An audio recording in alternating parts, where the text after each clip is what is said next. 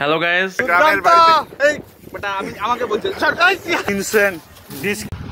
আবার এলো যে সন্ধ্যা।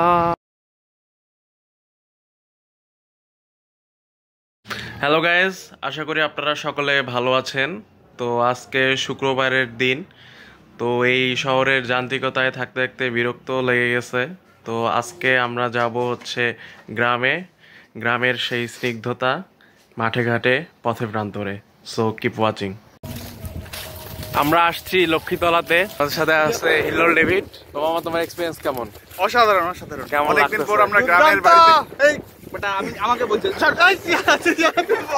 তোমারও সময় আছে। আসলে অনেকদিন পর গ্রামের রাস্তায় এভাবে জমি বাড়িতে হাঁটতেছে। আমি নিজেই ছোটবেলায় গ্রামের মানুষ, তারপর অনেকদিন পর আসলে অনেক ভালো একটা এক্সপিরিয়েন্স, খুব সুন্দর একটা অনুভূতি।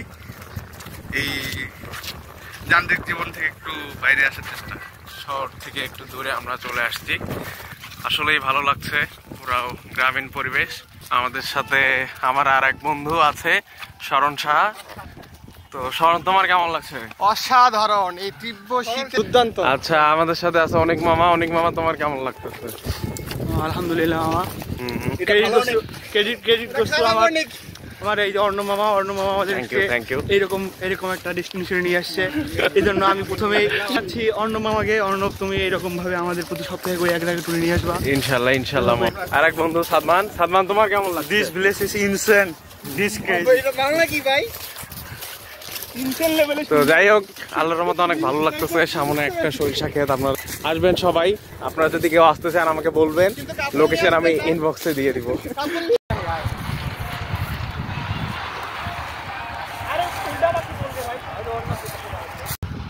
আবার এলো যে সন্ধ্যা, শুধুই দুজনে, চলো না ঘুরে আসি অজানাতে, যেখানে নদী এসে থেমে গেছে।